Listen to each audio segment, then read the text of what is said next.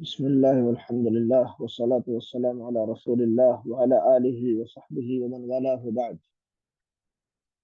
برادران اسلام اور میری محترم اور معزز ماں اور بہنوں، آئیے فہم قرآن کی اس مجلس کی شروعات کرتے ہیں۔ آپ لوگ کو یاد ہوگا کہ کل ہم لوگوں کی گفتگو جو ہے 7ویں پارے کے اختتام تک پہنچی تھی، اور 8ویں پارے کی شروعات انشاءاللہ آج کرتے ہیں بحول اللہ تعالی و قوتہ۔ یہ بات پچھلے 2 حلقات میں واضح ہوئی اور کی گئی کہ سورہ انعام کا جو مرکزی مضمون ہے وہ ہے توحید کے دلائل کا تذکرہ اور توحید کو ثابت کرنے کے لیے مشرکین سے مباحثے کے اصول، ضابطے اور دلائل کا بیان۔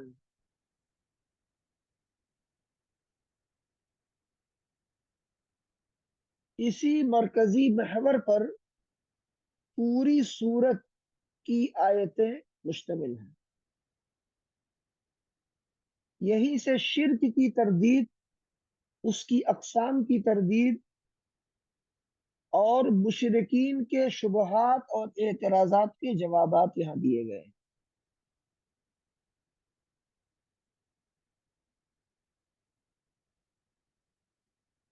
اور بتایا گیا کہ توحید تو فطرت کی آواز ہے، اور سچی بات یہ ہے کہ توحید کو ثابت کرنے کے لیے کسی دلیل کی ضرورت نہیں۔ یہ دلیل تو دی جا رہی ہے ان لوگوں کو جو جدال کرنے کے عادی ہو چکے، جھگڑالو قسم کے مشرکین ہیں۔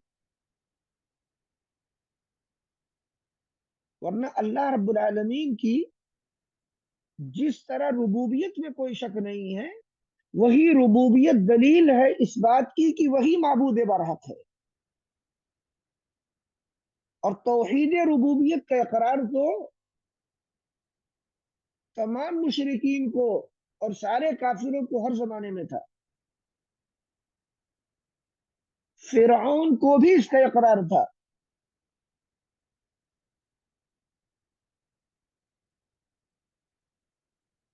کہ کائنات کو اور کائنات کی ایک ایک مخلوق کو اور خود فرعون کو پیدا کرنے والا اللہ رب العالمین ہے۔ لیکن بظاہر وہ صرف بحث برائے بحث کے موسیٰ علیہ السلام سے کہتا رہا یہ رب العالمین کیا ہوتا ہے، یہ رب العالمین آپ کہتے رہتے ہیں، رب العالمین کیا ہے؟ تو انہوں نے کہا جس نے تمہیں پیدا کیا تمہارے باپ دادا کا خالق ہے، جس نے یہ آسمان و زمین پیدا کیے، جو ساری کائنات کا نظام چلا رہا ہے، جس نے تمہارے جسم کے اندر روح ڈالی ہے، پیدا کی، جس نے مشرق و مغرب کو پیدا کیا، اس کے بعد تم پوچھتے ہو کہ رب العالمین کون ہے اور کیا ہے؟ کہا وہ رب العالمین ہے جس کی ملکیت میں کائنات کا ایک ایک ذرہ ہے، اور اس کی اجازت کے بغیر کوئی پتہ بھی حرکت نہیں کر سکتا، وہ ہے رب العالمین۔ تو فرعون نے انکار نہیں کیا کہ میں نہیں جانتا ہوں۔ جب موسیٰ علیہ السلام نے یہ باتیں بتائیں، یہ دلائل دیے، اس کو جواب دیا، تو اس نے انکار نہیں کیا۔ آپ سورہ اعراف اور اسی طرح سورہ طٰہٰ اور سورہ شعراء، ان کو آپ پڑھیے، اگلے دو رہی باذن اللہ تعالی۔ تو جب اس بات توحید اور دلائل توحید کے بیان پر اور تردید شرک پر یہ صورت مشتمل ہوئی، تو اللہ نے اہل ایمان کو توحید کے دلائل سکھائے، کیوں؟ تاکہ مناظرے کے موقع پر وہ دلائل کا سہارا لیں، جھگڑالو قسم کے لوگوں کے سامنے بیان کر سکیں۔ اب یہ 8ویں پارے میں اللہ تعالیٰ نے مشرکین کے ایک اعتراض، بلکہ کئی اعتراضات کا تذکرہ پہلی آیت ہی میں کیا ہے۔ اب تعالیٰ نے فرمایا وَلَوْ أَنَّنَا نَزَّلْنَا إِلَيْهِمُ الْمَلَائِكَةَ، کہا کہ یہ مشرکین جب ہوتا ہے آپ سے کہتے رہتے کہ ارے محمد صاحب، آپ تو ہماری خاندان میں پیدا ہوئے، آپ کی پرورش ہوئی، چھوٹے سے بچے تھے، گود میں کھلایا آپ کو، کندھے پہ بیٹھا کے گھماتے تھے آپ کو، اب آپ بڑے ہو گئے، جوان ہو گئے، تو آپ کہہ رہے ہیں میں تو پیغمبر ہوں اور تم لوگ جو ہے وہ پیغمبر نہیں ہو، اور میرے پاس تو آسمان کے فرشتے آتے اور مجھ سے وہ ہم کلام ہوتے ہیں، مجھ سے بات چیت کرتے ہیں جبریل علیہ السلام۔ تو یہ مکے والے مجرمین کہتے تھے ارے بھائی، آپ کے کون سے لال لگے ہوئے ہیں، آپ بھی تو انسانی ہیں ہمارے خاندان کے، آپ فرشتوں کو دیکھ سکتے ہیں تو ہم بھی تو دیکھ سکتے ہیں، آپ ہم کو دکھائیے۔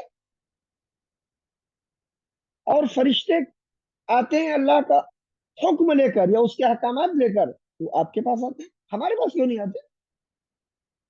کبھی کبھی انہیں ہمارے پاس بھی بھیج دیا کیجیے۔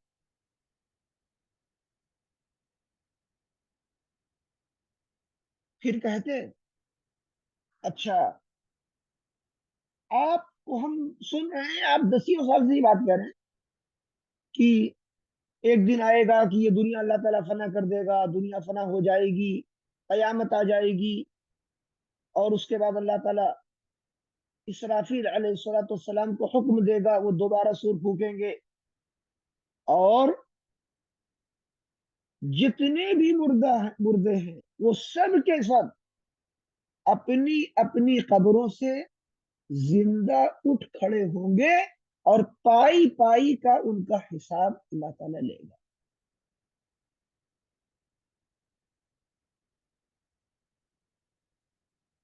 تو آپ بتا رہے ہیں کہ آپ کا پروردگار تو بڑی قدرت والا ہے کہ مردوں کو زندہ کر دے گا وہ۔ تو آپ ایسا کیجئے کہ ہمارے جو باپ دادا اس دنیا سے جا چکے ہیں، آپ ان کو زندہ کر کے ہمیں دکھائیے، ہم آپ کو لے چلتے ہیں قبرستان، وہاں اٹھائیے، ہمارے فلاں دادا کا نام پکاریے اور ان کو اٹھائیے، اور ان کو جن کو ہم کہیں ان کو آپ زندہ کر دیجیے۔ تو اللہ تعالیٰ نے کیا کہا؟ کہا اس کا جواب آپ ان کو دے دیجیے،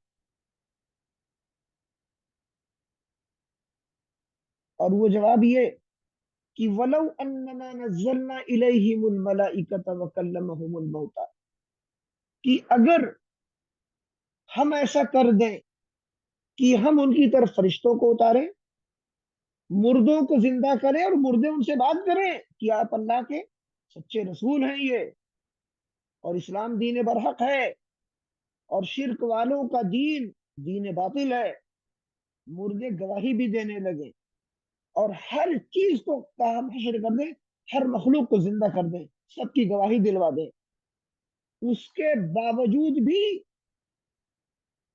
یہ ابو جہل و ابو لہب تماش کے لوگ ہرگز ایمان نہیں لے آئے، ما کانوا لیؤمنوا الا ان یشاء اللہ،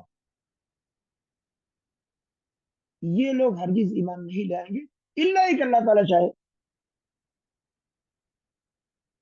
یعنی اللہ تعالیٰ اگر چاہے تو پوری دنیا کو ہدایت دے سکتا ہے، اور وہ چاہے تو مخلوقات کو ایمان لے آنے پر مجبور بھی کر سکتا ہے، لیکن رب العالمین نے کہا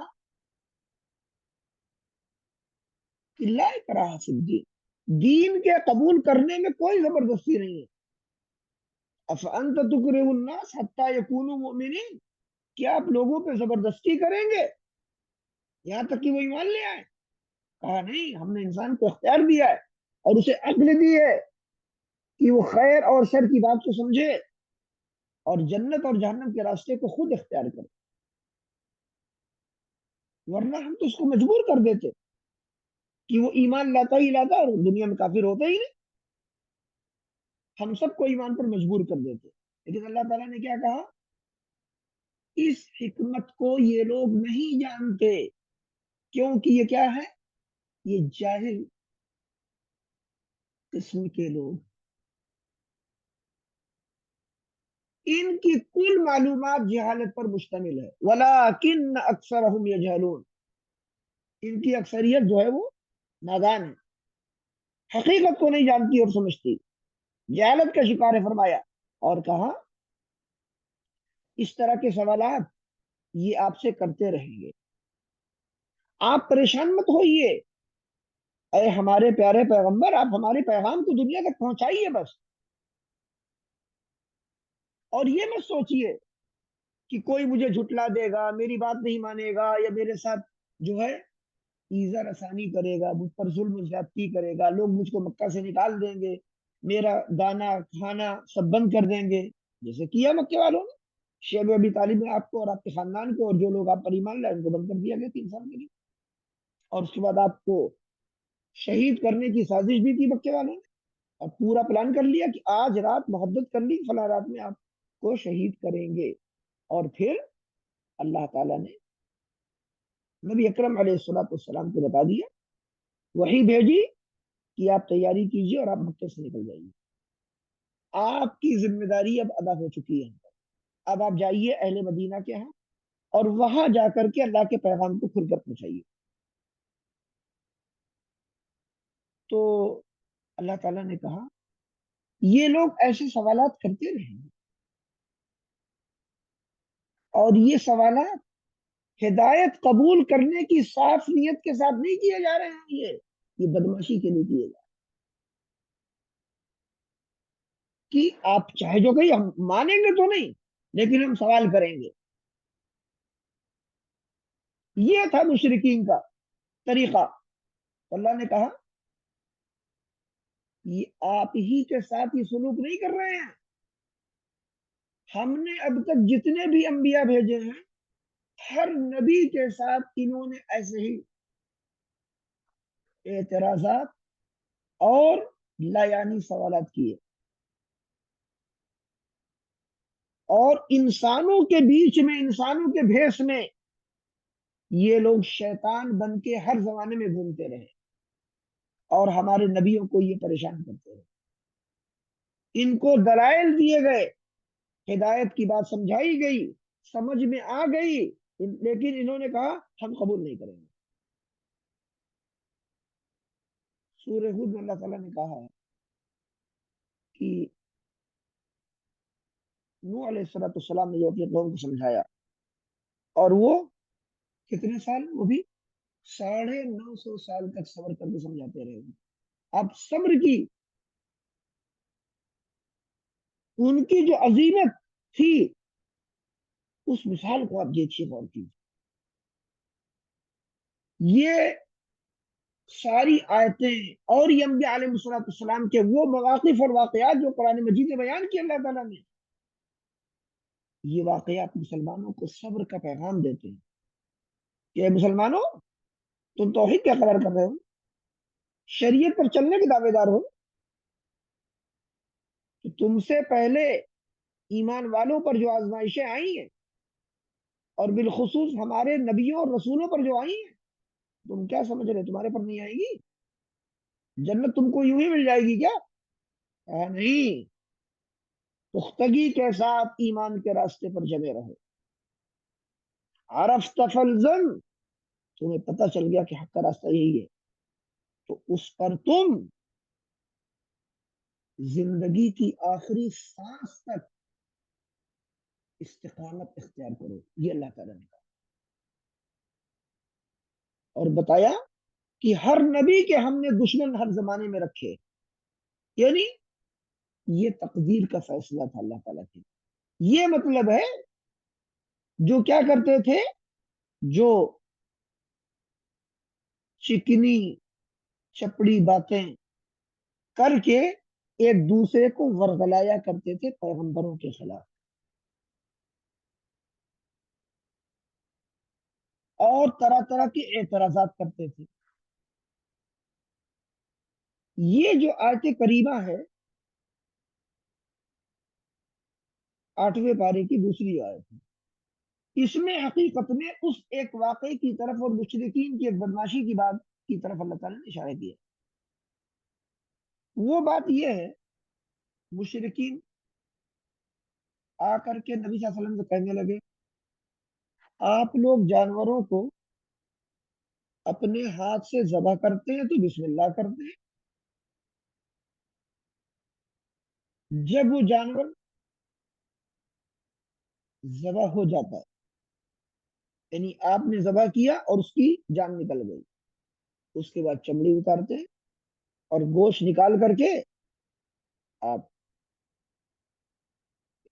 مزے کرتے ہیں. آپ کہتے ہیں یہ حلال ہے کھانا. لیکن وہ جانور جو کسی بیماری کی وجہ سے یا کسی پہاڑی سے نیچے کی طرف گر جانے کی وجہ سے یا پانی میں ڈوب مرنے کی وجہ سے یا بکریوں کے آپس میں لڑنے اور سینگ وغیرہ مارنے کی وجہ سے مر جاتا ہے، تو کہا کہ اسے ان جانوروں کو موت کون دیتا ہے؟ تو ظاہر بات ہے کہ اللہ تعالیٰ کے فیصلے سے ہی موت اور زندگی کا معاملہ چلتا ہے. تو موت اللہ کی طرف سے آتی ہے جب لکھی ہوئی ہے. تو کہا اس جانور کو اللہ مار دیتا ہے اور آپ کہتے ہیں کہ وہ حرام ہے، اور جسے آپ خود ذبح کر کے مارتے ہیں اسے آپ کہتے ہیں حلال ہے. اب دیکھیے مشرکین کی تلبیس ساری بدماشی کا اعتراض. آج بھی جتنے مشرکین ہیں، چاہے وہ قبر پرستوں کی شکل میں ہو چاہے بت پرستوں کی شکل میں ہو، وہ بھی اسی طرح کی تلبیس کاریاں کرتے رہتے ہیں. ایک مجرم کو میں نے ابھی ایز اے قریب میں سنا، وہ ایک کھلے پروگرام میں جلسے میں کہہ رہا ہے کہ دیکھیے قرآن مجید کے جو واضح دلائل ہیں، وہ دلائل تو مسلمانوں کو بالخصوص اور بالعموم تمام مخلوقات کو غیر اللہ سے مدد طلب کرنے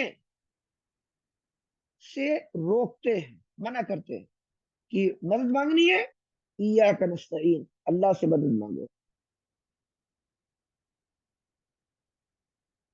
رب سے سوال کرو، غیر اللہ سے مانگنا شرک ہے.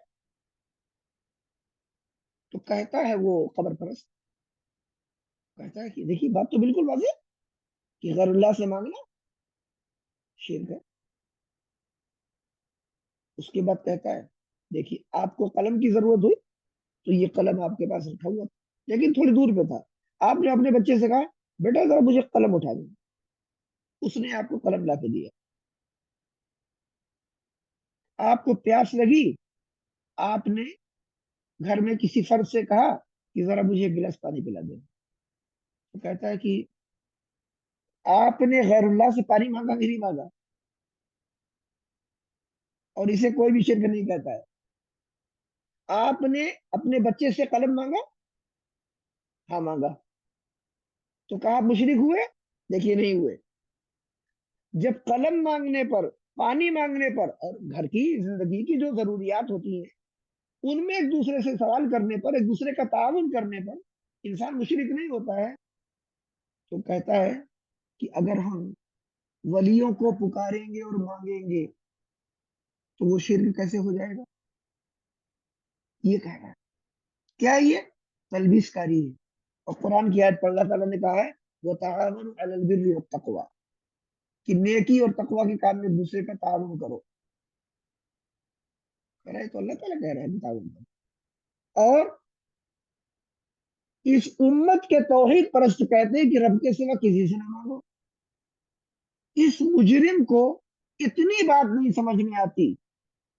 اور ہے بہت بڑا علامہ، بتا رہا ہوں آپ کو، بابا ہے بہت بڑا علامہ. جب وہ اشتہار چھپتا ہے تو لکھا جاتا ہے کہ بہت بڑے علامہ فہامہ اور فلاں طریقے کے مطابق بیعت والے بہت بڑے امام ہیں، بڑے القاب و آداب والا اشتہار چھپتا ہے. اس قبر پرست کو اس شرک کی دلدل میں پھنسے انسان کو اتنی بات نہیں سمجھ میں آئی کہ آپ جب کسی ولی سے یا قبر میں گڑے ہوئے مردے سے، بالکل کھل کے بات کہہ رہا ہوں، ہو سکتا ہے لوگ بہت سخت لگے نا، کوئی بات نہیں، شریعت کی بات بالکل واضح کرنی چاہیے.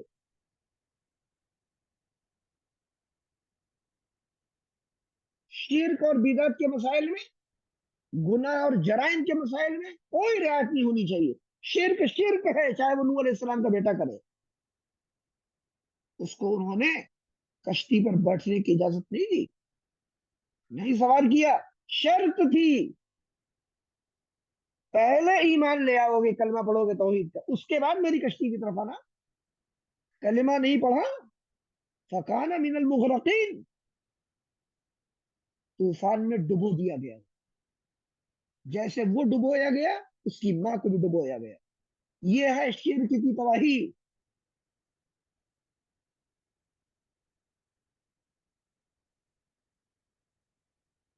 دنیا بھی تباہ اور آخرت بھی تباہ. تو جب بھی کوئی کسی گڑے مردے سے مانگتا ہے تو کیا وہ گلاس پانی مانگتا ہے؟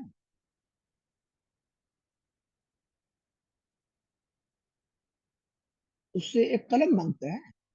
کیا مانگتا ہے؟ اس سے وہ ایسی چیزوں کا سوال کرتا ہے جن پر قدرت صرف اللہ تعالی کی ہے. جسے اولاد نہیں ہو رہی ہے وہ اولاد مانگنے جاتا ہے کسی مزار پر، کسی زندہ ولی اور مردہ ولی سے مانگتا ہے. بلکہ ان میں سے ایسے ایسے مجرم بھی گزرے ہیں جن کی قبروں پہ آج سجدے کیے جا رہے ہیں، اور جب وہ زندہ تھے تو وہ اپنے سامنے سجدہ کرواتے تھے لوگوں سے. انسان کیا کہے گا ان کی تعریف کرے گا ان کی؟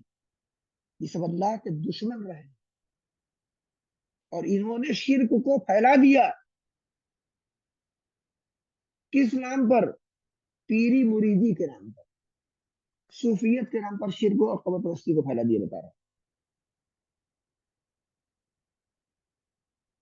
تو جس کام پر کسی بندے کو اللہ نے قدرت دی ہے، آپ اس سے اپنی ضرورت کا کوئی سوال، کوئی کام، کوئی مدد اس سے طلب کر سکتے ہیں. وہ شرک نہیں ہے، یہ شریعت کے عین مطابق ہے. نبی کریم صلی اللہ علیہ وسلم جب ہجرت کے سفر پہ نکلے تو آپ نے اپنے راستے کی جانکاری کے لیے ایک مشرک کافر رہبر کو، جو راستوں کا خبیر تھا، آپ نے کرائے پر اس کو تیار کیا کہ تم مجھے لے کے چلو گے. اللہ تعالیٰ نے کسی فرشتے کو نہیں بھیجا کہ تم لے کے جاؤ اور مدینہ کے راستے پر جاؤ اور مدینہ تک پہنچا دینا میرے عظیم پیغمبر کو. نہیں، اس مشرک سے اللہ نے نبی کریم صلی اللہ علیہ وسلم کو تعاون لینے کی اجازت دی. کیوں؟ آپ راستے میں جا رہے ہیں اور آپ کو ایک محلے میں یا کسی گھر میں کسی مسجد میں پہنچنا ہے، تو آپ وہاں کھڑے ہو کر کے کہیں گے اے اللہ مجھے بتا دے کہ فلاں مسجد کہاں پہ ہے. اللہ تعالیٰ سے آپ کہیں گے؟ اور اگر کسی سے آپ نے راستہ پوچھ لیا تو آپ مشرک ہو جائیں گے. یہ کون سا دین ہے؟ اللہ سے آپ دعا کریں گے، فریاد کریں گے، اے پروردگار مجھ کو مسجد تک پہنچانے کا راستہ دکھا دے، میرے لیے کوئی الہام کر دے، اور میرے لیے کسی آدمی کو مسخر کر دے جو مجھے اس راستے کو علم اور جانکاری کے ساتھ بتا دے۔ اس سے آپ نے پوچھ لی کہ مسجد کا راستہ کون؟ اس نے کہا یہ راستہ مسجد کا ہے،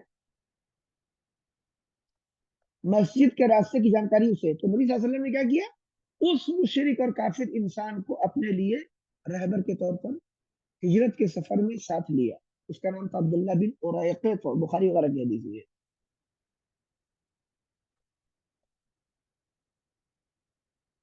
جنگ احد میں نبی کریم صلی اللہ علیہ وسلم نے صحابہ رضی اللہ تعالیٰ عنہ سے مشورہ لیا، جیسے آپ نے جنگ بدر میں مشورہ لیا تھا، اور کہا بتاؤ میں کیا کروں، ہمیں کیا کرنا چاہیے؟ تو آپ نے مشورہ لیا نا، انسانوں سے پوچھا نا کیا کیا جائے، یعنی ظاہری جو تدبیر ہے ان کو اختیار کی کر آپ نے کیا۔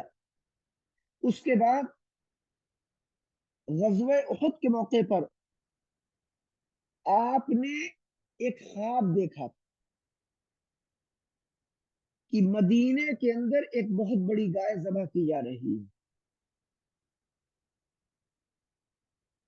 اور اس کی تعبیر سے آپ جان گئے تھے، آپ کو اندازہ ہو گیا تھا کہ جنگ ہوگی اور اس میں میرے بہت سے صحابہ کو شہید کیا جائے گا۔ تو آپ نے احتیاط کے طور پہ کیا کیا؟ آپ نے جنگ میں زیرہ پہنی اپنی حفاظت کے لیے، اسباب کو اختیار کیا، دیکھیے نا، اسباب کو اختیار کیا۔ تو اسباب کو، ظاہری جو اسباب ہیں ان کو اختیار کرنا، یہ عین شریعت ہے، یہ اللہ کا حکم ہے۔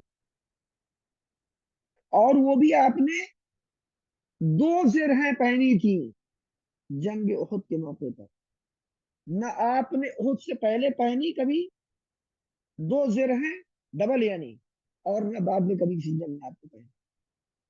تو آپ نے سبب اختیار کیا نا۔ اس کے بعد آپ گھر میں ہوتے تو گھر میں آپ اپنی ازواج مطہرات سے کسی چیز کی ضرورت کے لیے آپ کہتے کہ تم لوگوں کے پاس کھانے کی کوئی چیز ہے، کھانا پکائے تو کچھ آج؟ تو عائشہ رضی اللہ عنہا کہتی ہے کہ نہیں، آج ہمارے پاس کچھ بھی نہیں تھا پکانے کے لیے، ہم نے کھانا نہیں پکایا۔ کہا اگر کھانا ہے تو لے کر کے آؤ، اور نہیں ہے تو میں روزہ رکھ لوں گا، اور آپ نفلی روزہ رکھ لیتے تھے۔ تو آپ صلی اللہ علیہ وسلم نے جو کھانا عائشہ رضی اللہ تعالیٰ عنہ سے یا اپنی ازواج مطہرات نے کسی سے کہا لے کر کے اور طلب کیا، کیا ہی ہے؟ کیا یہ شرک ہے؟ نعوذ باللہ۔ اسی لیے کہا کہ یہ مشرکین تلبیس کاری کر رہے ہیں، اور قرآن مجید اس ایسی تلبیس کاریوں کو کہتا ہے یہ شیطانی کام ہے۔ واضح اور صاف دلائل کو چھوڑ دینا اور گنجلک باتیں کر کے الٹے پلٹے اعتراضات کرنا۔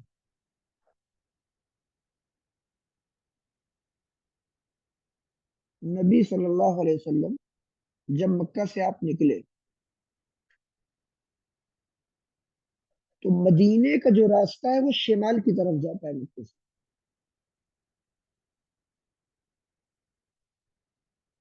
قاعدے سے کوئی دوسرا آدمی ہوتا تو کیا کرتا؟ جس رخ پہ اس کو جانا ہے وہ مدینہ کی طرف جاتا، آپ بھی جاتے، لیکن آپ نہیں گئے۔ کیوں؟ اگر آپ مدینے کا رخ اختیار کرتے تو مشرقین کو یہ بات معلوم ہو چکی تھی کہ مدینہ میں بہت سے لوگ مسلمان ہو چکے ہیں، اور بہت سے لوگ ہجرت کر کے وہاں پر جا چکے ہیں۔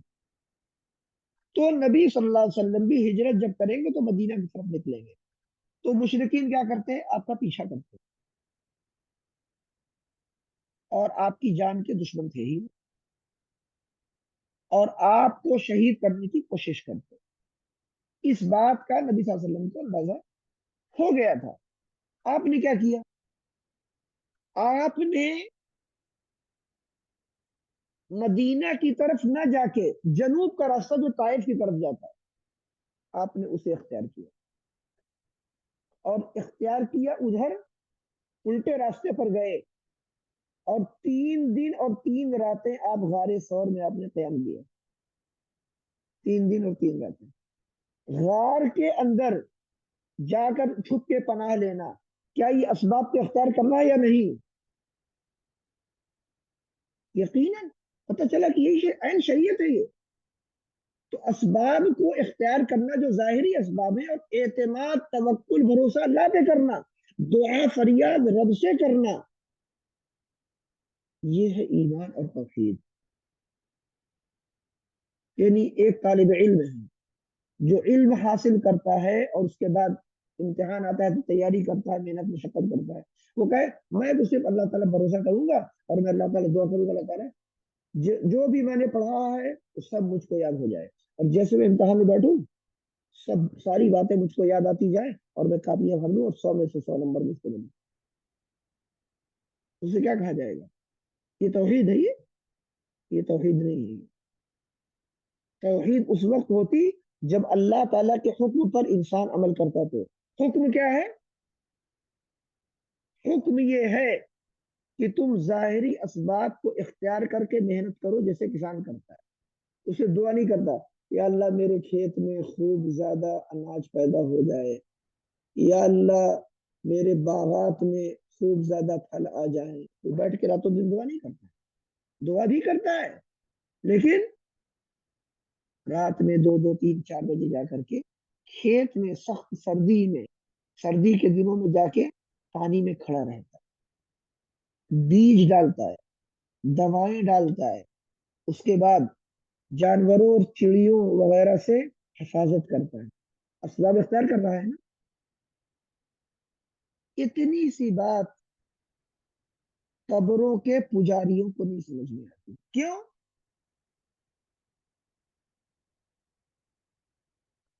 اس لیے کہ جو ان کا جتھا ہوتا ہے نا مریدوں کا، اگر ان کو صحیح توحید بیان کر دی جائے گی، کر دیں گے، تو کہیں گے تو ان مریدوں سے ہم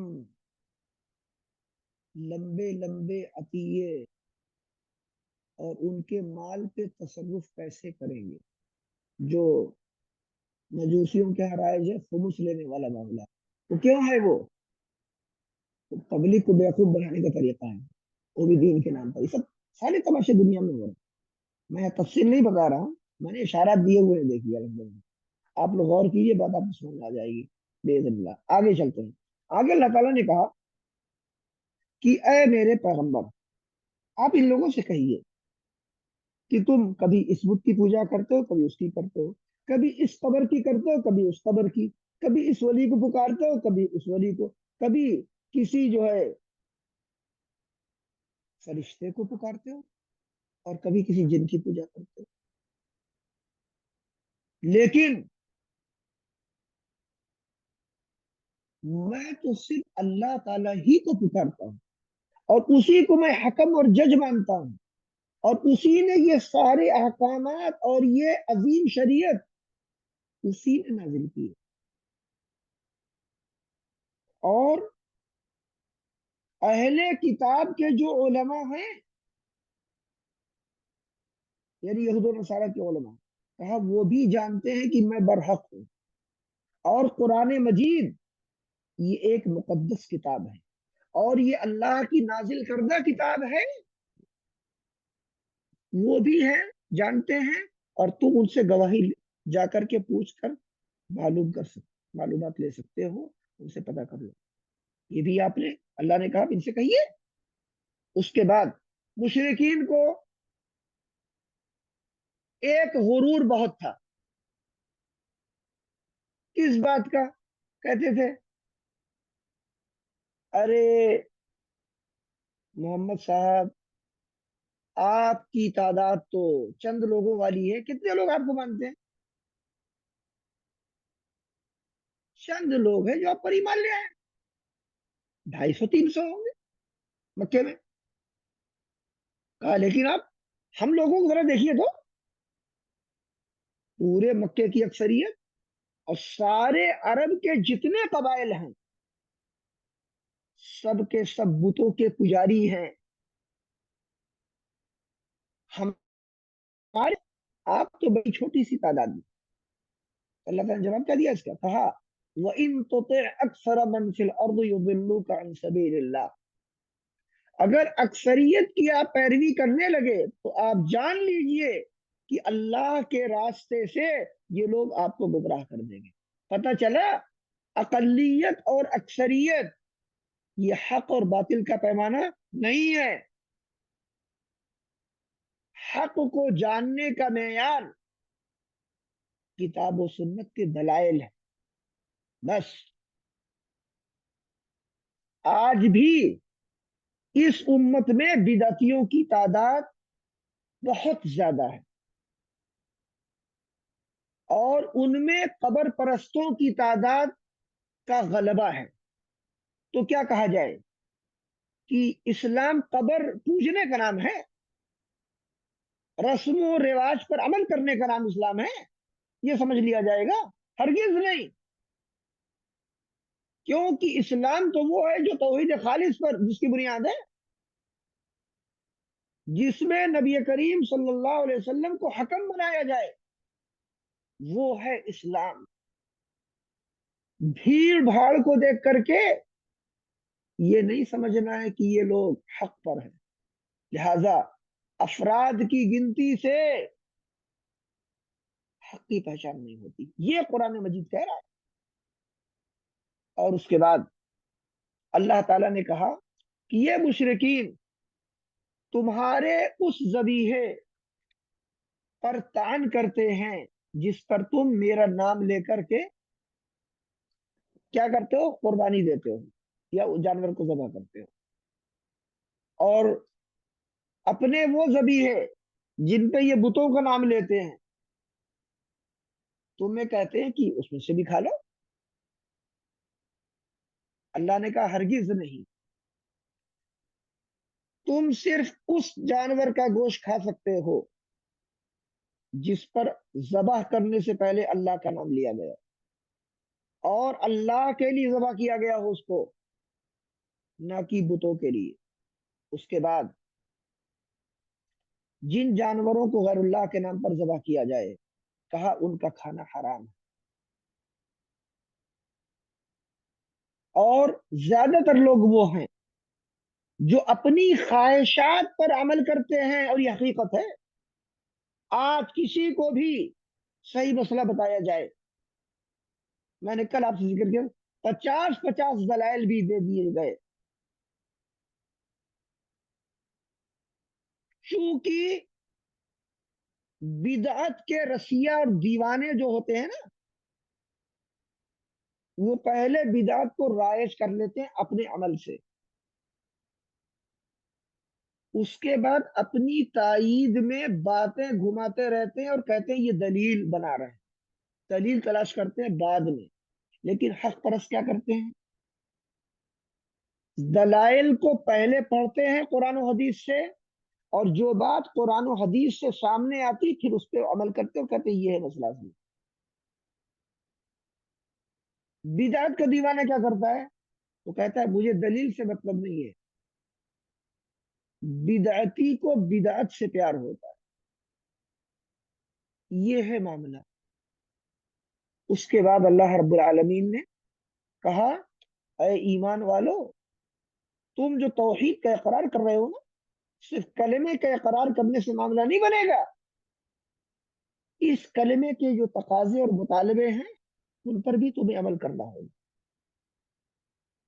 और गुनाहों से एक सख्त दूर रहना होगा, चाहे वो छोटे गुनाह हो या बड़े हो, जाहिर में किए जाएं या छुप कर किए जाएं। और कहा गुनाह को गुनाह तो रब ने करार दिया है, तो तुम कैसे उसको हलाल कर लेते हो? और अल्लाह ताला अल्लामुल गुयूब तुम्हारे अमल को देख रहा है, वो जान रहा है, और तुम जान रहे हो कि वो जान रहा है, फिर भी तुम उन गुनाहों का इर्तिकाब करते हो।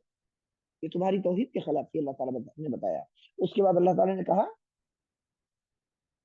कि तौहीद परस्तों की और शिर्क करने वालों की एक मिसाल है, उससे आगे बयान किया और कहा अवमन कान मैतन फअहयैना,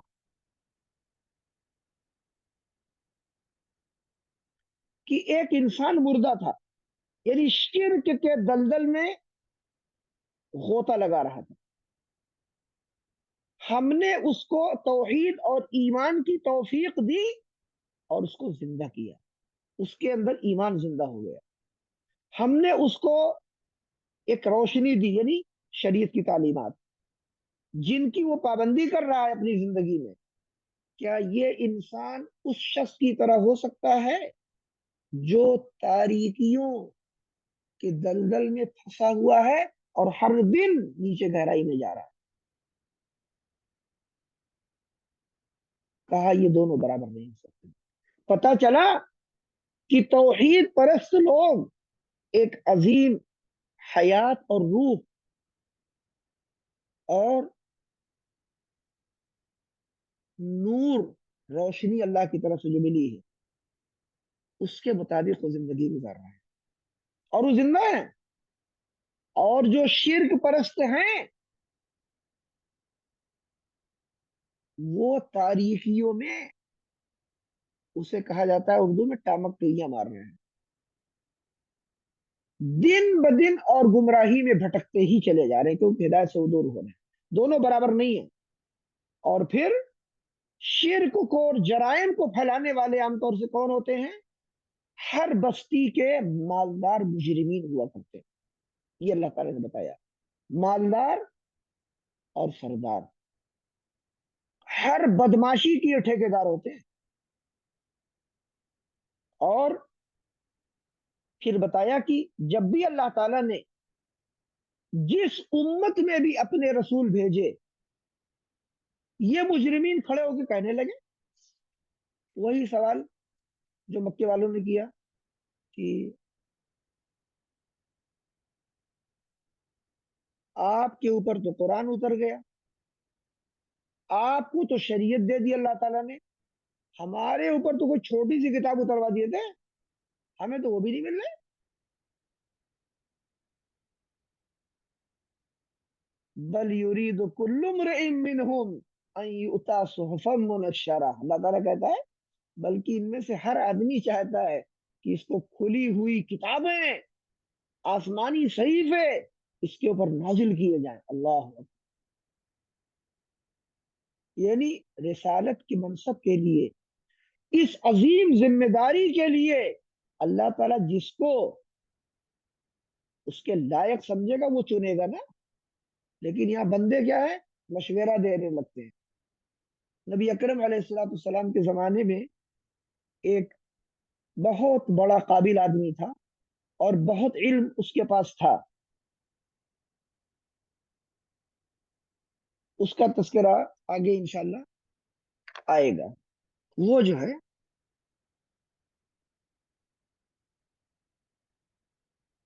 تورات اور انجیل وغیرہ کو پڑھتا رہتا تھا اسلام کے آنے سے پہلے. تو اس نے تورات و انجیل وغیرہ کے اندر یہ بات پڑھی کہ ایک نبی جو آخری پیغمبر ہوگا اس کی بعثت کا زمانہ بالکل قریب آ چکا ہے. ابھی تبھی ایک دو مہینے، ایک دو سال کے اندر اس کی بعثت ہو جائے گی. جو نشانیاں پڑھی تھی اس نے اندازہ لگایا. اور اس نے کیا کیا؟ اس نے توحید پر، قیامت پر، انبیاء علیہ السلام کی صداقت پر، فرشتوں کے متعلق ایمان پر بہت سے اشعار کہے. زبردست اشعار اس نے کہے حقیقت میں، جو شرک سے خالی اشعار. یہاں تک کہ نبی کریم صلی اللہ علیہ وسلم بھی بعض صحابہ سے کہتے تمہیں یاد ہے امیہ کا شعر؟ سناؤ.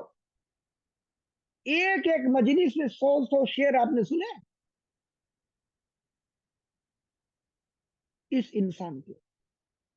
اس کے بعد کیا ہوا؟ اس کے بعد اللہ رب العالمین نے نبی کریم صلی اللہ علیہ وسلم کو نبوت کے لیے چن لیا اور آپ نے مکے میں اپنے نبی ہونے کا اعلان کیا. پہلے آپ نے اپنے خاندان والوں کو بتایا، اس کے بعد صفا کی پہاڑی پر اعلان کیا، اس کے بعد بالعموم اپنا پیغام آپ نے بتایا کہ تمام لوگوں کے لیے. اور پھر کہا تمام انس اور جن کی طرف مجھ کو رسول بنا کر اللہ نے بھیجا ہے. اور رب نے مجھ کو رحمت اللہ عالمین بنایا. مجھ پر ایمان لے آنا ہر جن اور انس پر فرض ہے، اور جو میری پیروی نہیں کرے گا وہ ہمیشہ کے لیے جہنم میں جائے گا. اس بات کی خبر امیہ ابن ابی سلط جو کہ طائف میں تھا اس کو پہنچی. تو اس سے لوگوں نے کہا یہ جو محمد صاحب آئے ہوئے ہیں مکے میں، یہ بالکل وہی توحید اور ایمان، اخلاص، آخرت، جنت، جہنم، حساب کتاب اور قبر میں سوال و جواب، وہی ساری باتیں بیان کر رہے ہیں جو پہلے تم بھی بیان کرتے تھے. تو کیا تم پیروی کرو گے، مان لو گے نبی صلی اللہ علیہ وسلم کو؟ اس نے کہا. پوچھا گیا کیوں؟ کہنے لگا میں اپنے لیے اس مقام نبوت کو پیش کر رہا تھا، اور میں نے امید لگائی تھی سالہ سال سے کہ مجھ کو نبی بنایا جائے گا. لیکن اب میں دیکھ رہا ہوں کہ معاملہ تو میرے ہاتھ سے نکل چکا ہے. اللہ تعالیٰ کو یہ پسند نہیں تھا کہ وہ مجھ کو بنائے نبی. اس کو تو بھائی محمد صاحب پسند تھے، وہ اس نے ان کو چن لیا. اور اس کے بعد یہ شخص کافر جیا، اور جانتے بوجھتے توحید کے دلائل کو جانتا ہوا جنت جہنم پر یقین کے باوجود ایمان نہیں لایا. اللہ تعالیٰ نے اس کی مثال جب دی قرآن میں، سورہ اعراف میں تذکرہ بھی آئے گا انشاءاللہ. اللہ نے کہا کمثل الکلب، کہا اس کی مثال کتے کی مثال. اتنی گندی مثال اس کی دی. اور یہ مثال حقیقت میں ان تمام مجرمین کی ہے جن کے سامنے حق واضح ہوتا ہے، دلائل آ جاتے ہیں، اور وہ باتوں کو سمجھ جاتے ہیں، اور اس کے بعد کہتے ہیں ہم تو لیکن ماننے والے نہیں، آج بڑی سخت ہے، ہم نہیں مانیں گے. یعنی بات حق ہے اور آپ کو سخت نظر آ رہی ہے، تو آپ کہہ رہے ہیں ہم نہیں مانیں گے. تو اس کے لیے یہ مثال ہے قرآن مجید میں. اللہ تعالیٰ کہتا ہے کہ اللہ تعالیٰ جانتا ہے کہ وہ اپنی رسالت کو کہاں مقرر کرے اور کس کو چنے منصب رسالت کے لیے. اور پھر کہا اے ہمارے پیغمبر صلی اللہ علیہ وسلم، آپ پر کوئی ایمان لاتا ہے تو یہ اس کی غرض ہے، نہیں لاتا ہے آپ مت پریشان ہوئیے. وہ مر کر ہمارے پاس ہی آئے گا، اور اس کے بعد جہنم میں اس کا استقبال کیا جائے گا. اور پھر اللہ تعالیٰ نے ایمان والوں کو کہا کہ جس کو اللہ تعالیٰ ہدایت دینا چاہتا ہے اس کے سینے کو اسلام کے لیے کھول دے، اور جسے اللہ تعالیٰ ہدایت کی توفیق نہیں دیتا اس کا سینہ تنگ کر دیتا ہے. اس کے بعد رب العالمین نے فرمایا کہ اللہ تعالیٰ کا سیدھا راستہ وہ ہے جس کی دعوت آپ دے رہے ہیں، اور جس کے متعلق وہی آپ کا رب نازل کر رہا ہے. پھر روز قیامت کا ذکر کیا کہ قیامت کا دن ہوگا، ان سب کو میں وہاں جمع کر کے ان کا حساب لوں گا، چاہے وہ جن ہو اور چاہے وہ انسان ہو. اور ان میں جتنے بھی کافر اور دشمن ہیں انبیاء علیہ الصلوۃ والسلام کے، ان سب کو میں ہمیشہ کی جہنم میں داخل کر دوں گا. اس کے بعد ان لوگوں سے پوچھا جائے گا قیامت کے دن اور جہنم میں پھر کہ الم یاتکم رسل منکم، کیا تمہارے پاس پیغمبر نہیں آئے تھے کیا؟ یہ تم لوگ جو جہنم کی وادیوں میں کیا کر رہے ہو، واکنگ، اور آج کل کہا جاتا ہے انجوائے کر رہے ہو. یہاں جو تو اسے قرآن اس کی تعبیر کیا ہے، فبشرہم، قرآن کہتا ہے بعذاب علیم، دردناک عذاب کی ان کو آپ خوشخبری سنا دیجئے. تو دردناک عذاب کی خوشخبری ہوتی ہے یا تکلیف دہ خبر ہوتی ہے، لیکن قرآن کا اسلوب ہے یہ. تو اس خوشخبری میں جب وہ جہنم میں پہنچیں گے تو ان سے فرشتے کہیں گے تمہارے پاس کوئی پیغمبر نہیں آئے تھے کیا؟ کہ ان پیغمبروں کی دعوت کو قبول کرتے اور اللہ کے نیک بندے بنتے، توحید پر زندگی گزارتے، انبیاء علیہ السلام کی اطاعت اور پیروی کرتے، اور اس عذاب میں تو نہ آتے کم سے کم. وہ کہیں گے ہاں پیغمبر تو آئے تھے لیکن وہ ہم دنیا داری میں پھنسے ہوئے تھے، اور دنیا کی سرداری اور دنیا میں لوگوں کی بات ماننا اور اپنے جاہ و منصب اور مقام کو بچانے کے لیے ہم نے حق بات کو قبول نہیں کیا. اس کے بعد اللہ رب العالمین نے کہا کہ لوگوں کے درجات مقرر کی ہیں اللہ تعالیٰ، کافروں کے اور مجرموں کے، گنہگاروں کے، ان کے مقامات اور درکات ہیں جہنم میں، ان کے اعمال کے مطابق، اور جو ایمان والے ہیں اور جو جنتی ہیں ان کے عمل کے مطابق ان کے درجات ہوں گے۔ جو جتنا عمل کرے گا اور جس قدر اخلاص کے ساتھ کرے گا، جتنے ایمان اور توحید کے ساتھ عمل کرے گا، اس کا مقام جنت میں اتنا بلند ہوگا۔ وَلِكُلٍّ دَرَجَاتٌ مِّمَّا عَمِلُوا، اللہ تعالیٰ نے کہا۔ اور اس کے بعد اللہ رب العالمین نے ساری مخلوق کو دھمکی دی، کہا رب العالمین کو تمہاری ضرورت نہیں ہے۔ اللہ نے کہا میں تمہارا محتاج نہیں ہوں، میں تو غنی اور بے نیاز ہوں، اور جان لو کہ اگر تم باغی ہوئے میرے دین کے راستے سے تو میں تم سب کو تباہ کر کے نئی نسل کو، نئی قوم کو جب چاہوں پیدا کرنے پہ قادر ہوں۔ یہ وعید ہے حقیقت میں۔ اس کے بعد اللہ رب العالمین نے مشرکین عرب کی ان بدعات کا ذکر کیا ہے جو شرکیہ عقائد کی وجہ سے ان میں رائج ہو گئی تھی، اور ان کا تعلق زیادہ تر کن باتوں سے تھا؟ ان کا تعلق تھا مویشی جانوروں کی حلت اور حرمت سے۔ مشرکین عرب نے کیا کیا تھا؟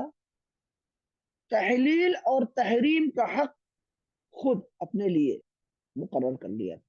جس چیز کو چاہیں گے، جس جانور کو چاہیں گے کہیں گے یہ حلال ہے، اسے کھا سکتے ہیں، جسے چاہیں گے حرام کر دیں گے اور اعلان کروا دیں گے مکے کے اندر حج میں یا طواف کے دوران کہ آج سے فلاں جانور حرام ہو چکا ہے۔ جس جانور کو چاہیں گے اپنے بتوں کے نام پر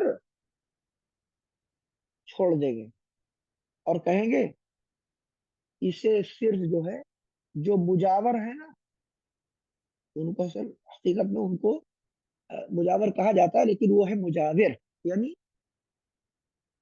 بت پرستی کی جگہ پر اڈا لگانے والے، پڑوسی بننے والے، یہ مجاور کا لفظ ہے، لیکن اردو میں رائج ہے مجاور۔ تو ان جانوروں کو جن کو چھوڑ دیا گیا ہے بتوں کے نام پر، قبروں کے نام پر، ولیوں پیروں کے نام پر، ان کو کہتے تھے کوئی نہیں کھائے گا، ان کو صرف یہ مجاور لوگ کھائیں گے بس۔ جتنے یہاں پر شرک کروانے والے اور شرک کے ایکشن بتانے والے بیٹھے ہوئے ہیں نا، یہ لوگ کھا کے مزے کریں گے۔ اور مشرکین کیا کرتے تھے؟ کچھ جانوروں کو وقف کر دیتے تھے بتوں کے نام پر، اور کچھ کو اللہ تعالیٰ کے نام پر۔ اور اسی طرح کھیتی کس سے کرتے تھے؟ کہتے یہ والا کھیت اس سال جو ہے اس میں جو کھیتی آئے گی وہ فلاں بت کے نام پر، فلاں پیر صاحب کے لیے ہے، جو بھی اس میں غلہ پیدا ہوگا، اور دوسرا والا کھیت اللہ تعالیٰ کے نام پر۔ تو کبھی کیا ہوتا؟ کبھی یہ ہوتا کہ جو کھیت اللہ تعالیٰ کے نام پر ہے اس میں اور پھر دوسرے والے کھیت میں پیدائش کا فرق ہوتا، ایک میں پیداوار زیادہ ہو جاتی اور ایک میں کم ہو جاتی۔ اب وہاں مشرکین پھر ایک نئی شریعت بنا لیتے، کہتے ہاں یہ اس میں جو ہے پیداوار کم ہوئی ہے، بتوں والا جو کھیت وقف کیا گیا تھا، ایسا کرتے ہیں پلٹ دیتے ہیں، اللہ تعالیٰ کا حصہ جو ہم نے مقرر کیا تھا اس کو ادھر کر دیتے ہیں، اور جو کم پیدا ہوا اس کو اللہ تعالیٰ کی طرف کر دیتے ہیں۔ یہ ساری بدماشیاں مشرکین عرب کیا کرتے تھے۔ اس کے بعد بہت سے مشرکین کیا کرتے تھے؟ اپنی ہی اولاد کو قتل کر دیا کرتے تھے، اس خوف سے کہ اپنے بچوں کو کھانا کیا کھلائیں گے، بچے بھی بھوکے مریں گے، اور ہماری پلیٹ میں کھانا کھائیں گے تو ہم بھی بھوکے سوئیں گے، بھوکے مریں گے۔ تو بچہ پیدا ہو اور اسے قتل کر دیا۔ اللہ تعالیٰ نے ایسے لوگوں کی مذمت بیان کی ہے۔ یہ سب کیوں کیا گیا؟ یہ دنیا والوں کے لیے پیغام ہے، بالخصوص امت مسلمہ کے لیے، کہ تم لوگ جو اسلام کا دعویٰ کرتے ہو نا، مشرکین کے نقش قدم پر مت چلو، مت چلنا کبھی بھی۔ اولاد اللہ تعالیٰ پیدا کرتا ہے،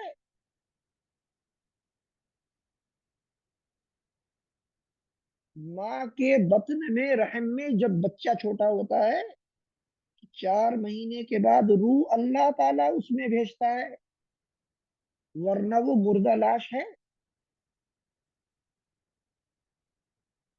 تو اللہ خالق ہے تو رازق نہیں ہوگا، وہی رازق اللہ تعالیٰ کہہ رہا ہے۔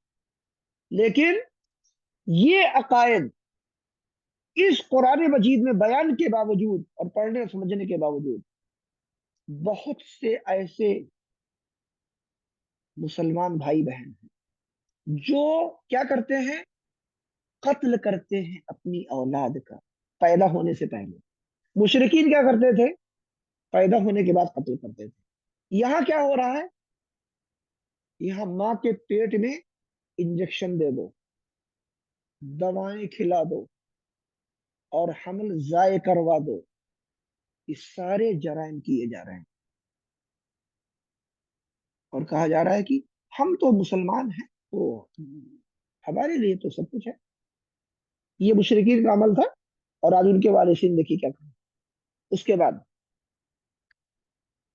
مشرکین نے ایک اور کیا، کہا کہ یہ جانوروں کے جو بچے ہوتے ہیں، یہ بچہ جب چھوٹا ہوگا تو ظاہر بات ہے کہ چھوٹا بچہ جب ہوگا بکری کا، 6 مہینے 8 مہینے کا، اس کو ذبح کر کے کھائیں گے تو اس کا گوشت کتنا لذیذ ہوگا اور کتنا ملائم نرم ہوگا۔ تو کیا کہتے، یہ ہمارے مردوں کے لیے ہے، عورتوں کو نہیں کھانا چاہیے، عورتوں کے لیے حرام ہے کہ چھوٹے بچے کا گوشت کھائیں۔ پتا ہے چھوٹا بچہ بھی اس کا گوشت کھائے گی عورت۔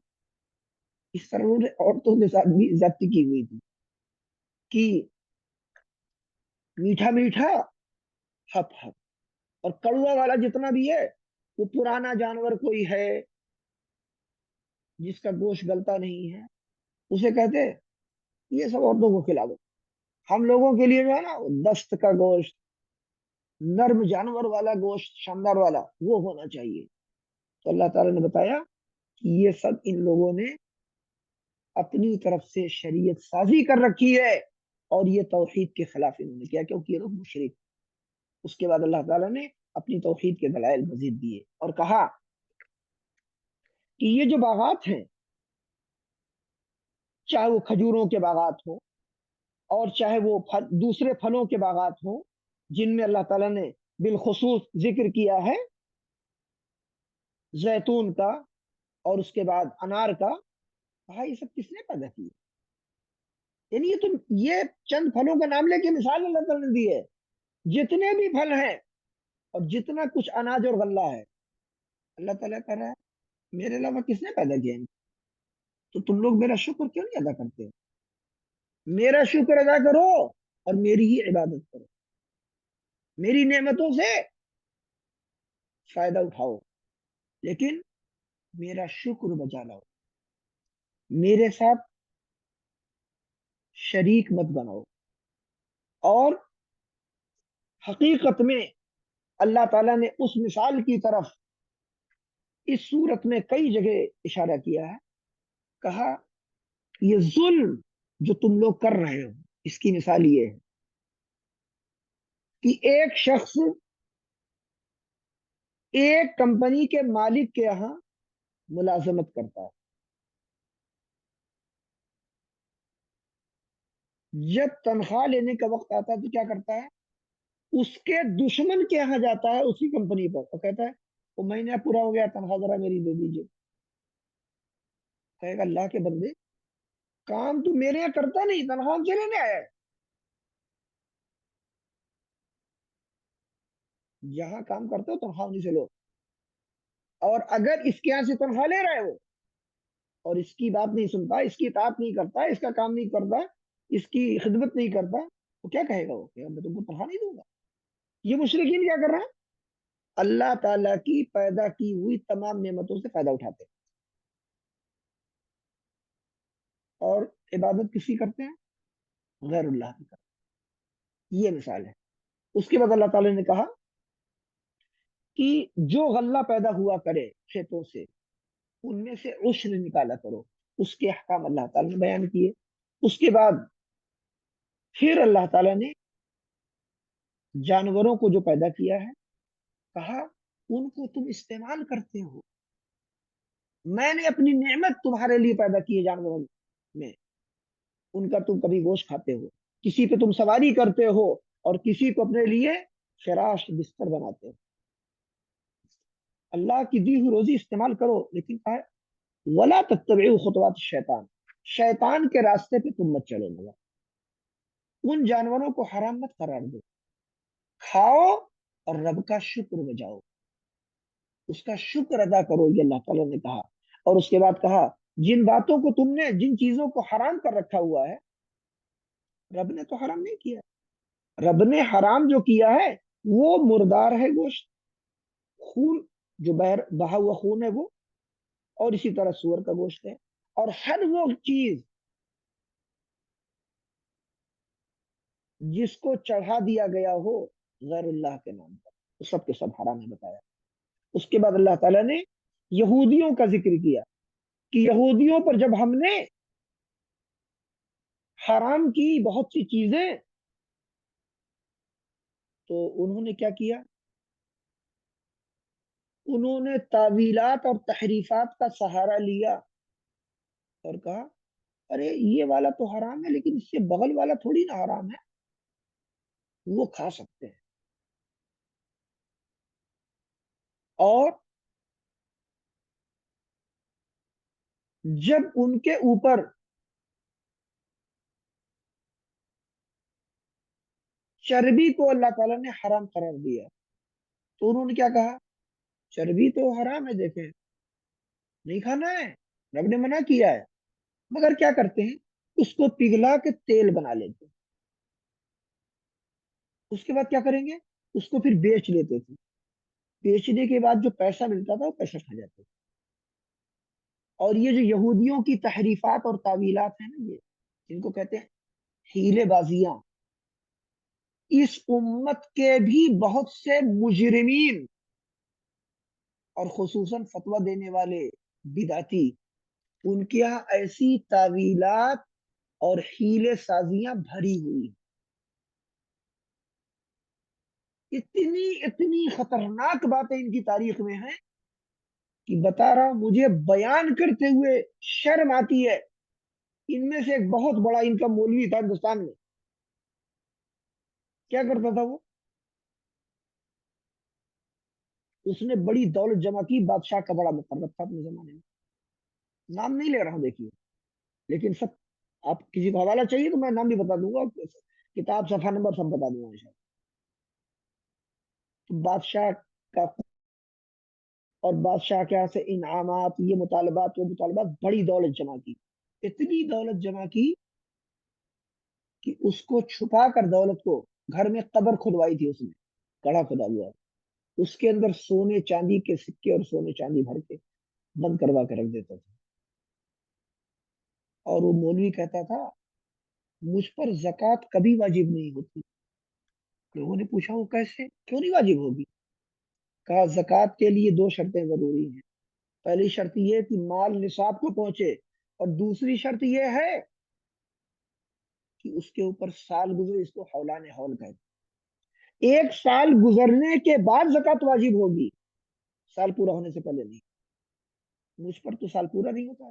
کیسے نہیں پورا ہوتا بھائی؟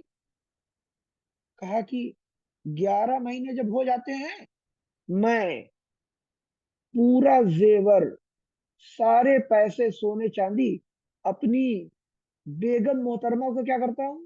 گفٹ دے دیتا ہوں۔ 11 مہینے ان کے پاس رہتا ہے، ان کی تحویل میں۔ جب 11 مہینے ان کے پورے ہو جاتے ہیں، وہ مجھ کو اسے واپس تحفہ دے دیتی ہے، اور میں ان کا شکر ادا کرتا ہوں کہ آپ نے بہت کرم کیا کہ میری چیز واپس کی۔ کہا اس طرح زکوٰۃ کبھی زندگی میں مجھ پر واجب نہیں، بتا رہا ہوں اتنے خطرناک واقعات ہیں کہ بہت تکلیف اور درد ہوتا ان باتوں کو سوچنے سے. غریبوں کا حق کھانے والے مجرم، اور وہ بھی دین کے نام پر، فتوی بازی کے نام پر. یہ لوگ کیا تھے؟ یہودیوں کی وراثت پہ عمل کرنے والے. آگے چلیے. آگے اللہ رب العالمین نے مشرکین کی ایک دلیل پیش کی. مشرکین کہتے تھے نبی صلی اللہ علیہ وسلم سے کہ اچھا آپ یہ بتائیے، آپ توحید کی دعوت دیتے ہیں اور کہتے ہیں اللہ تعالیٰ ہر چیز کا مالک ہے، ساری قدرت اور اختیار تو اسی کو ہے، تو اگر وہ چاہتا تو ہم شرک کرتے ہی نہیں، ہمیں روک دیتا شرک کرنے سے. ہم جب بھی بدھ کے پاس جاتے ایک فرشتہ آتا اور ہم پکڑ کھینچ کے پھینک دیتے، ہم رک جاتے.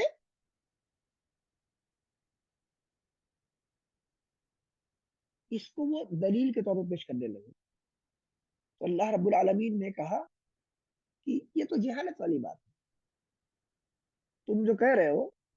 کہا قل هل عندكم من علم فتخرجوه لنا، آپ ان سے کہیے کہ اگر تمہارے پاس علم اور دلیل کی کوئی بات ہے تو وہ نکالو، تم تو صرف اٹکل بچوں باتوں کی پیروی کر رہے ہو. دلیل تو اللہ تعالیٰ کی ہے. قل فللہ الحجت البالغہ فلو شاء لہداکم اجمعین. حجت اللہ ہی کی غالب، اگر وہ چاہتا تو تم سب کو ہدایت دیتا. اس کے لیے کیا ہوتا؟ تمہیں جو اس نے ارادہ، قوت ارادہ اور اختیار دیا ہے نا، اسے اللہ تعالیٰ سلب کر لیتا، چھین لیتا، اور تم کو زبردستی کرتا ایمان پر. تو تمہاری فضیلت کیا باقی بچتی؟ کوئی فضیلت نہیں. تم زبردستی ایمان میں داخل ہو. اس لیے اللہ نے زبردستی نہیں کہ تمہیں اختیار دیا، ارادہ دیا ہے. اور تقدیر میں کون کافر ہے کون نہیں تم اسے جانتے نہیں. جب تم اسے جانتے نہیں تو تقدیر کا حوالہ کیوں دے رہے ہو تم اپنے جرم کے اوپر؟ یہ اللہ تعالیٰ کہہ رہا ہے. اس کے بعد اللہ رب العالمین نے 3 آیتوں میں بڑے عظیم احکام اور 10 وصیتیں نازل کی. یہ وہ 10 وصیتیں ہیں جو تورات میں وصایا العشر کے نام سے معروف ہیں. 10 وصیتیں جو موسیٰ علیہ السلام کو اللہ تعالیٰ نے دی، اور انہوں نے بنی اسرائیل کو کہا کہ ان کی پابندی کرو. اور بعض اہل علم نے لکھا ہے کہ اللہ تعالیٰ نے ان 10 وصیتوں کو ہر نبی کی طرف نازل کیا. اچھا وہ وصیتیں کیا ہیں؟ ان وصیتوں کو یہاں پر بھی نازل کیا قرآن مجید میں، اور وہ بھی سورہ انعام کے بالکل اخیر میں. اس کے بعد اس کے تعلق سے ابن مسعود رضی اللہ عنہ کہتے ہیں کہ جو اس عہد و پیمان کو پڑھنا چاہے، جاننا چاہے، جس پر نبی صلی اللہ علیہ وسلم کی مہر لگی ہوئی ہے زندگی کی آخری سانس تک، یعنی یہ احکام منسوخ نہیں ہوئے، ان کو نہ منسوخ کرنے والا کوئی حکم نہیں آیا، کوئی آیت نازل نہیں ہوئی. یہ احکام قیامت تک کے لیے، اتنی ان کی اہمیت ہے، اور ان پر جنت کا وعدہ کیا اللہ تعالیٰ. کون سے احکام ہیں؟ کہ قل تعالوا اتل ما حرم ربكم عليكم الا تشركوا به شيئا وبالوالدين احسانا ولا تقتلوا اولادكم من املاق نحن نرزقكم واياهم. یہ پورا سلسلہ ہے ان آیات کا. اب ان کے معنی کیا ہے؟ کہ آؤ اے انسانوں، آؤ میں تم پر تلاوت کرتا ہوں، ان باتوں کو بیان کرتا ہوں جنہیں تمہارے رب نے تم پر حرام قرار دیا. پہلی بات کیا ہے؟ اللہ کے ساتھ شرک مت کرنا کبھی بھی. دیکھیے شرک کی مذمت اس صورت میں بار بار آ رہی ہے. توحید کا اقرار اور اعلان کرایا جا رہا ہے، اور شرک کی تردید ہو رہی بار بار. کہا شرک مت کرنا کبھی، اور والدین کے ساتھ حسن سلوک کرنا، اپنی اولاد کے ساتھ بھی حسن سلوک کرنا، دونوں میں ٹکراؤ نہیں ہے. بہت سے لوگ یہ سمجھتے ہیں کہ اگر والدین کے ساتھ اچھا سلوک کیا جائے تو اولاد کے ساتھ حقل بھی ہوگی، اور اگر اولاد کے ساتھ اچھا سلوک کیا جائے تو کچھ لوگ سمجھتے ہیں والدین کا حق مارا جا رہا ہے. یہ غلط سوچ ہے.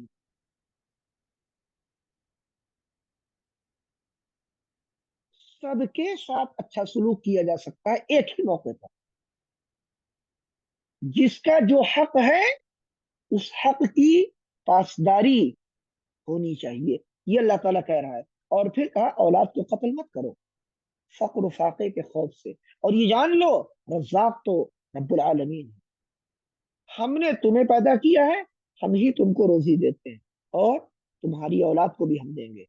اور کہا جتنی بھی برائیاں اور جرائم ہیں، ڈھکے چھپے، چھوٹے بڑے، کا سب سے دور رہو، یہ وعدہ لیا اللہ تعالیٰ نے۔ اسی لیے اس سورت کا ایک نام ہے، اس سورت کا محاجت المشرکین نام ہے اس کا۔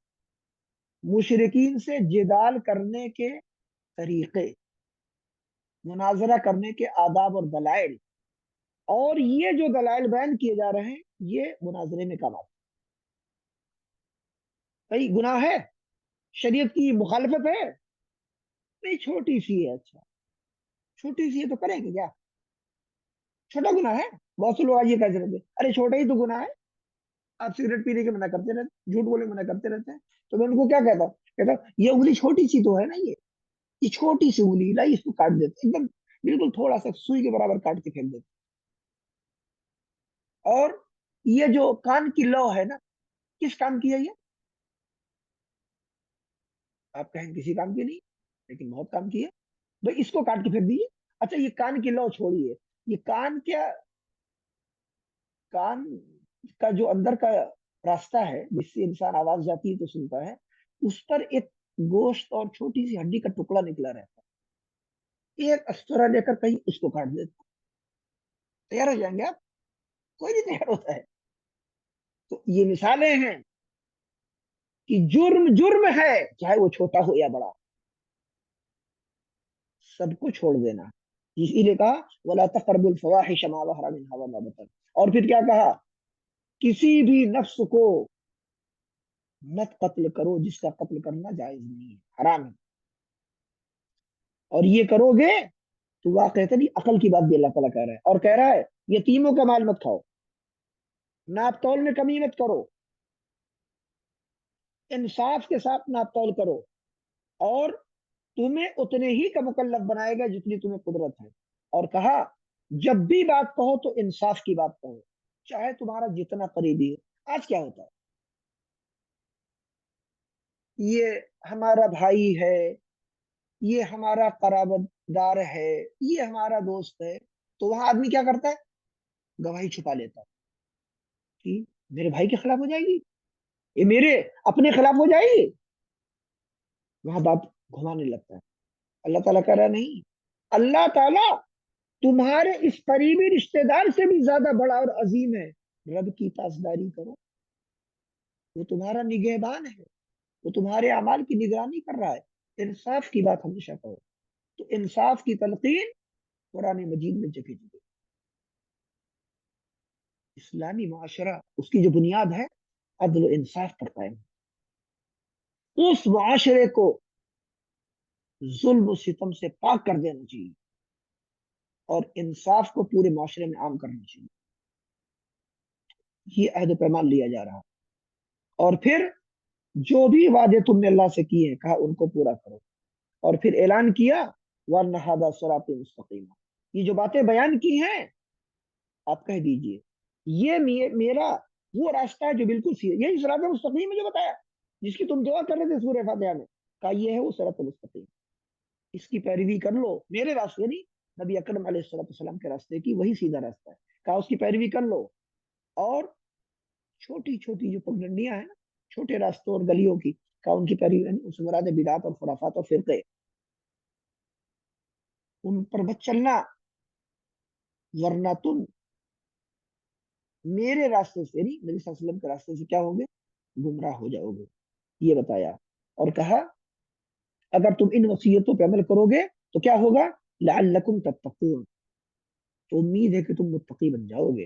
اور اس کے بعد اللہ تعالیٰ نے کہا کہ اے مسلمانوں، ہم نے تم سے پہلے ایک عظیم کتاب موسیٰ علیہ السلام کو دی تھی، ان کی قربانیوں کو قبول کر کے، وہ کتاب ہدایت تھی، وہ کتاب رحمت تھی۔ اور جب ہم نے اپنے عظیم الشان اور سب سے محبوب ترین پیغمبر کو تمہارے درمیان بھیج دیا، تو ہم نے وجود کی سب سے بڑی کتاب یعنی قرآن مجید اپنے اس محبوب پہ نازل کی ہے۔ تم اس مبارک کتاب کی پیروی کرو، اس کی تعلیمات کو سیکھو اور ان پہ عمل کرو اور اللہ سے ڈرو، لعلکم ترحمون، تب تم پر اللہ کی رحمتیں نازل ہوں گی۔ پتہ چلا کہ جن کو دنیا اور آخرت میں اللہ کی رحمت چاہیے، انہیں چاہیے کہ وہ اللہ تعالیٰ کی کتاب قرآن مجید کو پڑھیں، لکھیں، سمجھیں، سیکھیں اور اس کے معنی کو قید کریں اور اپنا محاسبہ کریں کتنا عمل کر رہے ہیں۔ یہ کریں گے اللہ تعالیٰ ان پہ رحم کرے گا۔ اس کے بعد اللہ تعالیٰ نے کہا کہ بہت سے لوگ کہتے تھے پہلے جب قرآن نہیں اترا ہوا تھا کہ اگر ہمارے پاس بھی کتاب آتی، جیسے یہود و نصارہ کے پاس، یہود کے پاس تورات اللہ نے بھیجی اور نصرانیوں کے پاس جو ہے انجیل اتاری، تو عرب کے لوگ کہتے تھے ہمارے پاس تو کوئی آسمانی کتاب نہیں، اگر ہمارے پاس کوئی کتاب ہوتی تو ہم ان سے زیادہ نیکوکار اور بہت بڑے شریعت کے پیروکار بن جاتے۔ تو اللہ تعالیٰ نے کہا اب تمہارے پاس کتاب آ چکی ہے، دلائل بھی آ چکے ہیں، ہدایت کا پیغام بھی آ چکا ہے، رحمت کی تعلیمات بھی آ چکی ہیں، لیکن تمہارا رویہ کیا ہے؟ تمہارا رویہ تو بالکل الٹا ہے، اور تم جس نبی کی سچائی کو مانتے اقرار کرتے ہو، اس کی امانت کا کلمہ پڑھتے ہو، تم اس نبی کو جھٹلا رہے۔ یہ اللہ تعالیٰ کہہ رہا ہے، اور پھر کہہ رہا ہے کوئی بات نہیں، ہمارے پاس عذاب تیار ہے، تم کو عذاب چاہیے نا، تم ہمارے پاس آ جاؤ، ہم تم کو جہنم میں پہنچا دیں گے۔ اس کے بعد اللہ تعالیٰ نے قیامت کے منظر کا ذکر کیا ہے، کہا کہ یہ لوگ انتظار کر رہے ہیں کہ فرشتے ان کے پاس آئیں یا آپ کا پروردگار آئے یا اللہ تعالیٰ کی نشانیوں میں سے کوئی بڑی نشانی آئے، لیکن یہ جان لیں کہ جس دن اس کی نشانیوں میں سے کوئی نشانی آ جائے گی، بڑی جو قیامت سے پہلے علامات کبریٰ جن کو کہا جاتا ہے، جس سے دجال کا نکلنا ہے، اور وہ جانور جو نکلے گا جو لوگوں کی پیشانی پر مہر لگاتا رہے گا، یہ مومن ہے، یہ کافر ہے، اور اسی طرح عیسیٰ علیہ السلام کا نزول ہے، دجال کا نکلنا عیسیٰ علیہ السلام کا نزول ہے، اور سورج کا مغرب سے طلوع ہونا ہے، یہ بڑی نشانیاں مراد ہیں۔